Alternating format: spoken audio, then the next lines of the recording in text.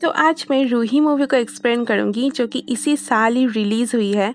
तो मूवी इतनी तो ख़ास नहीं है, तो आप इस छोटी सी एक्सप्लेनेशन वीडियो को सुनकर एटलीस्ट स्टोरी तो जान ही सकते हो।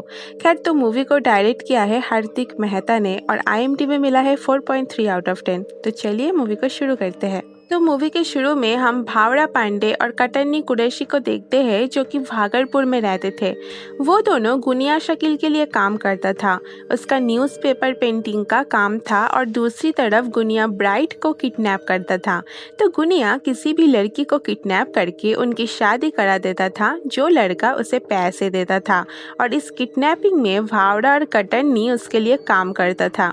तो एक दिन गुनिया के कहने से भावड़ा और कटन्नी रूही नाम की एक लड़की को किडनैप कर लेता है। बट किडनैप करने के बाद उन्हें पता चलता है कि जिसने रूही को किडनैप करने की पैसे दिया था उसने कॉन्ट्रैक्ट कैंसिल कर दिया। तो गुनिया बोलता है कि एक हफ्ते के लिए रूही को अंबियापुर की एक फैक्ट्री में एक हफ्ता रखे और एक हफ्ते के बाद रूही को छोड़ देना। और उस तरफ रूही का पिता पुलिस स्टेशन में जाता है किडनैपिंग की रिपोर्ट लिखाने। और रूही के पिता के अलावा उसके घर में सभी खुश थे रूही की किडनैपिंग से, क्योंकि रूही के अंदर एक चुड़ैल थी। एक्चुअली जब 1 साल पहले रूही की शादी होने वाली थी तब किसी चुड़ैल ने उसे पोजेस्ट कर लिया था। उस तरफ अंबियापुर के फैक्ट्री में भावड़ा भी रूही के ऊपर उस चुड़ैल की काला साया को देखता है और इसे वो बहुत डर जाता है। कटन्नी पहले भावड़ा के बातों को नहीं मानता, बट बाद में वो भी उस चुड़ैल को देखता है और यहाँ कटन्नी को उस चुड़ैल से प्यार हो जाता है। उधर भावड़ा उस चुड़ैल से बहुत डरता रहता था, बट उसे रूही बहुत पसंद थी। खैर, तो दोनों ही रूही के लिए लड़ता रहता है। दिन भावड़ा एक तांत्रिक को लेकर आता है जो रूही के अंदर से चुड़ैल को निकाल सके, बट रूही उस तांत्रिक के ऊपर ही हमला कर देता है और वो तांत्रिक डर से भागने लगता है। बट जाने के टाइम वो बोलता है कि रूही के अंदर मुड़िया पैरी चुड़ैल है, मतलब जिस चुड़ैल की पैर उल्टे होते हैं, और उसका नाम है अफजा।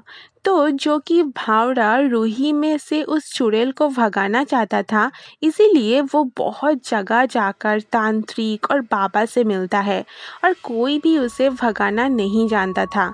तो ऐसे ही एक दिन भावड़ा एक बूढ़ी औरत से मिलती है जिसका कहना था वो मुड़िया चुड़ैल के बारे में सब कुछ जानती है।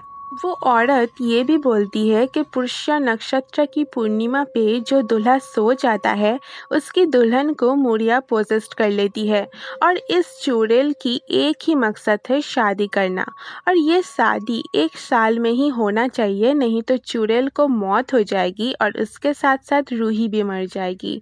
और इन सब से बचने के लिए कपट करना दान करना पड़ेगा। एक्चुअली उसमें क्या होता है कि लड़के को पहले से ही शादीशुदा होना चाहिए, फिर जब शादी के बाद मुड़िया को लगेगी कि वो शौतन बन चुकी है तो गुस्से में वो रूही को छोड़कर चली जाएगी। बट प्रॉब्लम सिर्फ एक ही है कि मुड़िया चुड़ैल गुस्से में उसकी दूल्हा और पहली पत्नी को मार ना दे। ये सब करने के लिए वो बूढ़ी औरत भावड़ा को चिम्मटीपुर जाने बोलती है। बाय द वे, बाद में हम ये भी जानते हैं कि बहुत पहले उस बूढ़ी औरत को भी मुड़िया चुड़ैल ने पोजेस्ट कर लिया था और इसीलिए उसकी पैर अभी भी पूरी तरह से सीधे नहीं हुए थे। एनीवे, तो उधर गुनिया भावड़ा को फ़ोन करके रूही को ले आने बोलता है, बट भावड़ा मना कर देता है। इसे सुनकर गुनिया 2 गुंडे भेज देता है रूही को उठाने, बट जब 2 गुंडे पहुंचते हैं तभी चुड़ैल रूही के अंदर से बाहर आके उन दोनों का हाल बेहाल कर देती है। देन भावड़ा आके रूही और कटन्नी को लेकर वहां से निकल जाता है और तीनों चिमट्टीपुर के एक होटल में रुकते हैं। बाय द वे, चिमट्टीपुर में सभी भूत भगाने में एक्सपर्ट थे। वो लोग प्रोजेस्ट इंसान की बाल काटकर भूत को भगाते थे, बट वहां पर मुड़िया का आना सख्त मना था। उसके बाद भावड़ा प्लान बनाता है कि वो एक शादी करेगा और बाद में जब रूही से शादी करेगा तब वो चुड़ैल भाग जाएगी, और जो कि इससे पहले वाली दुल्हन को भी खतरा हो सकता है, इसीलिए उसने एक फीमेल डॉग के साथ शादी कर लेता है पूरे रीति रिवाज के साथ। बट उधर कटन्नी भावड़ा को दूल्हे के गेटअप पे देखकर ये समझ लेता है कि उसने रूही से छुपकर शादी करने की प्लान बनाया है और इसीलिए कटन्नी रूही को जोर जबरदस्ती अपने साथ ले जाने लगता है। बट रूही भाग के चिमट्टीपुर के मंदिर में छुप जाती है।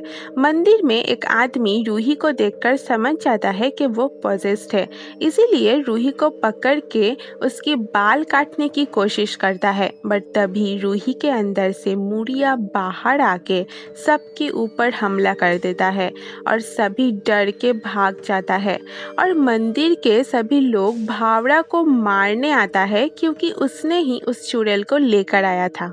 उधर जिसने कांटेक्ट दिया था रूही के लिए, वो अब फिर से रूही से शादी करना चाहता था और गुनिया को अपने दो गुंडों का हाल देखकर उसे भी पता था कि रूही के अंदर चुड़ैल है। बट अपने बिजनेस का नाम खराब ना हो इसीलिए वो चला जाता है चिमट्टीपुर रूही को लाने। उस तरफ अब साल पूरा होने वाला था, मतलब अगर कल तक रूही की शादी नहीं हुई तो दोनों का ही मौत हो जाएगी। तो रूही खुद को ही मार डालने की कोशिश कर रही थी बट मुड़िया उसे रोक रही थी। देन गुनिया आकर मुड़िया को शादी करवाने की ऑफर देता है और उसके साथ वो चली जाती है। गुनिया रूही की शक्ल को एक घूंघट में छुपा देता है ताकि बाकी सभी चुड़ैल की शक्ल देख ना पाए। बट फेरों के टाइम में वहाँ पर भौरा और कटन्नी आ जाते हैं। कटन्नी मुड़िया यानी अफसा से बातें करता है कि वो इतना प्यार करता है फिर भी उसने किसी और के साथ शादी क्यों कर रही है। तो तभी रूही के अंदर मुड़िया चुड़ैल गुनिया को मारते हुए वो कटन्नी से शादी करने के लिए मान जाती है। उधर शादी में आए हुए सभी लोग चुड़ैल को देखकर भाग जाते हैं और पंडित रूही के अंदर मुड़िया से कटन्नी की शादी करवाने लगता है। बट तभी वो बूढ़ी औरत उस फीमेल डॉग को ले आती है और झूठ बोलती है कटन्नी ने पहले ही इस कुत्ते के साथ शादी कर लिया है और मुड़िया को सौता नहीं बनना था और वहाँ पर एक ही लड़का था भौरा, तो मुड़िया उससे ही शादी करेगी। अब एक्चुअली वो बूढ़ी औरत और भौरा बहुत चालाकी से यही प्लान किया था कि कपट कन्यादान के थ्रू ये शादी हो जाए। बट उसी दौरान रूही होश में आकर अपने अंदर मुड़िया यानी अफसा से बात करती है और वो दोनों किसी मर्द से शादी करने से अच्छा एक दूसरे के साथ शादी करने का सोचते हैं।